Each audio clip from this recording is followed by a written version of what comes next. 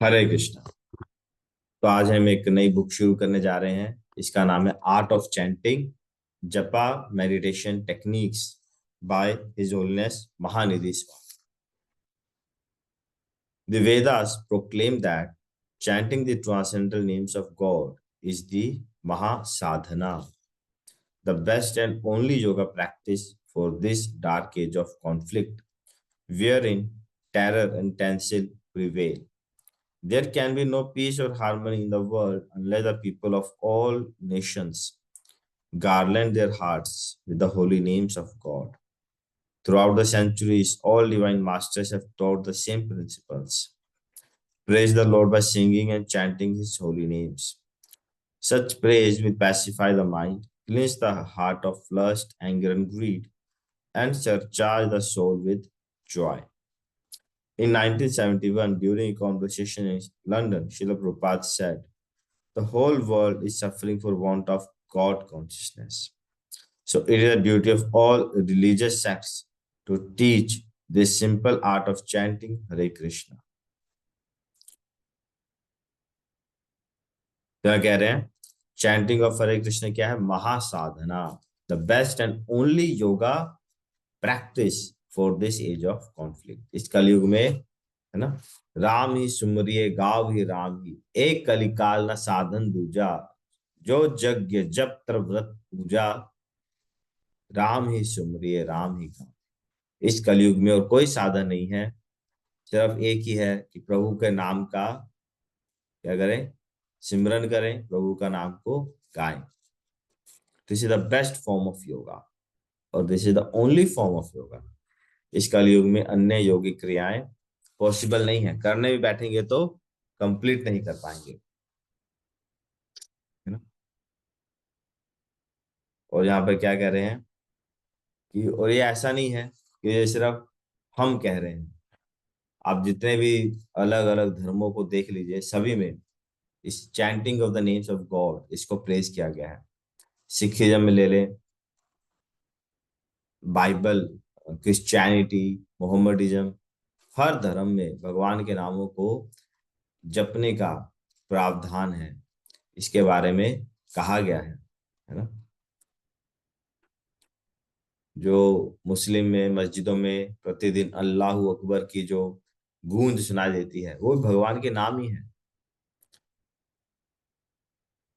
Bible Christians है, वो rosary beats पर जप करते हैं, है ना?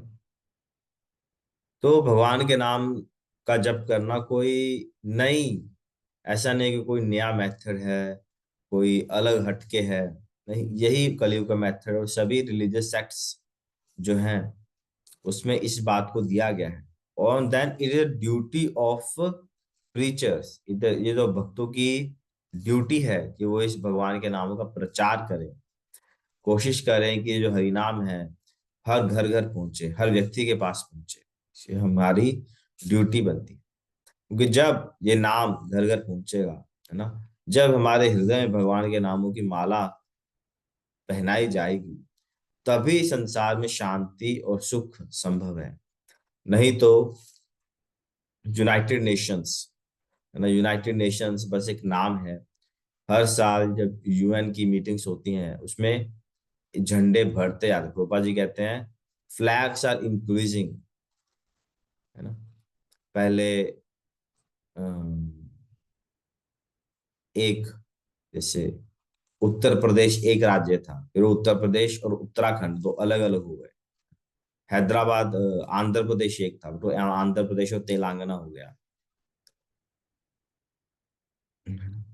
तो इस प्रकार क्या है, ये स्टेट्स बढ़ रही हैं, उसी प्रकार देश भी बढ़ रहे हैं, देश बढ़ रहे हैं। भारत से अफगानिस्तान अलग हुआ, पाकिस्तान अलग हुआ, बांग्लादेश अलग हुआ। पहले भारत की सीमाएं बहुत बड़ी थी। तो रूपा जी कहते हैं ये किस प्रकार का यूनाइटेड नेशंस है जहां पर हर साल फ्लैग बढ़ रहे हैं। और तुम किसको यूनिटी किस चीज को कह रहे हैं? यूनिटी तो मतलब होना चाहिए ना, वन फ्लैग, वन लीडर। तो हर साल तो फ्लैग बढ़ रहे हैं, अर्थात यूनिटी तो है ही नहीं। फिर किस बात का यूनाइटेड नेशंस? तो जब तक हमारे हृदय में भगवान के नामों का जप नहीं होगा, तब तक तब तक विश्व में शांति शांति संभव नहीं है।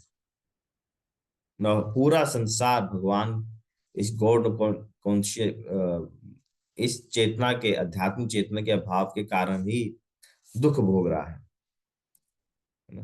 तो हम सबका कर्तव्य है कि हम इन नामों को, भगवान के संदेश को, है ना, जि, जितना संभव हो सब तक पहुंचाएं, सबको इस भक्ति मार्ग से जोड़ने का प्रयास करें, सबको मौका दें कि वो भगवान के नाम को जप कर सकें, वो गीता भागवत पढ़ सकें और इससे अपने जीवन का जो है सदुपयोग कर सकें। Okay, so thank you very much. Srila Prabhupada की जय। Any questions?